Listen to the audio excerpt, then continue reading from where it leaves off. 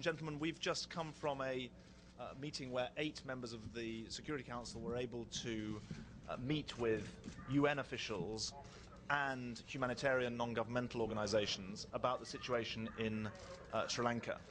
We've discussed, first of all, the crisis inside the so-called no-fire zone in the far northeast of the country and the situation in the IDP camps. The reports that we've had would be shocking to anyone who had not followed this conflict over the last few months. The situation in the so-called no-fire zone is appalling in its humanitarian distress. It involves up to 50,000 people, according to some NGO estimates, even 100,000 according to some other groups, crammed into an area of some 3 square kilometers, smaller than Central Park. There is no question that civilian life is being lost on a large scale. The rise in violence over the weekend has claimed hundreds of civilian lives. We have also heard reports from credible and serious organizations who choose their words carefully that there has been the use of heavy artillery into the northeast of the country and affecting civilians in the so-called no-fire zone. We are determined to follow this up with the Sri Lankan authorities as a matter of the utmost urgency, since it goes directly contrary to the commitments that were made to Foreign Minister Kouchner and I when we were in Sri Lanka. In respect of the situation in the IDP camps, this remains a major concern. There is enormous strain on the civilians in the IDP camps. There is insufficient access either by humanitarian organizations or by the UN. We were also told about the continuing denial of visas and of other permits for access around the country. We believe that access is absolutely vital for the UN and NGOs, but also for journalists, if there is to be proper witness to the situation that afflicts the civilians in this country. It's also important to say that there is no doubt in anyone's mind that the LTTE are preventing civilians from leaving the no-fire zone, consistent with their own murderous behavior in the past. I think it's also important that I say, on behalf of myself and the 3 European colleagues on the Security Council, that we have no doubt at all that the situation, the humanitarian situation in Sri Lanka is something that the Security Council should address. I'm going to invite my 2 colleagues to say a few words, and then we're happy to take some questions.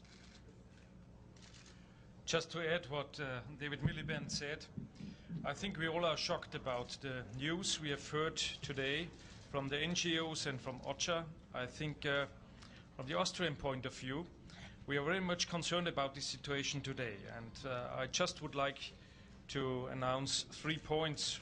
First of all, I think we should ask the government of Sri Lanka just to protect their people, because it's an obligation in the framework of United Nations. They have to protect the life of their people, and they have to try to get them out from the fire soon. Just the second point is, I think we have to concentrate in this moment to the situation in the camps.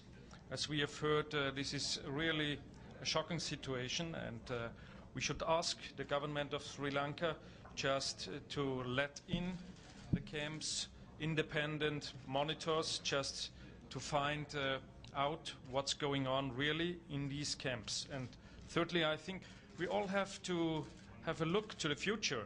What could be the political solution? And I think we should draw the attention also to this point of view, because it will not end with a military action. We have to think about the situation afterwards. Yes, we went there with David, and really this is impossible to support. So what is the issue? What is the additional asset we can give to the civilian population? Et laissez-moi vous le dire en français maintenant, puisque I support all what has been said by my 2 colleagues.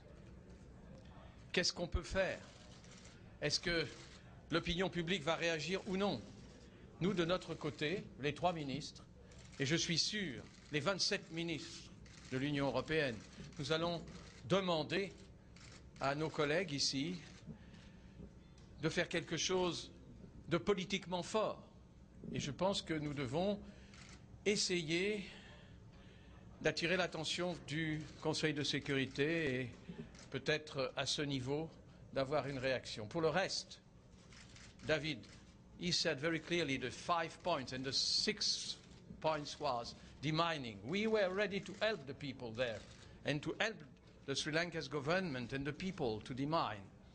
Access to this upper part for UN agencies, for NGOs with projects, giving food, giving medical supplies.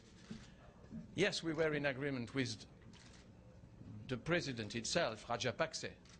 But so what now? Are we waiting, all of us, to the end of the bombing, to the end of any life, not only suffering, but any life in this pocket, a siege pocket? I'm calling you, because you are our friends, to drive the attention of the international community to this part of the world. Thank you very much.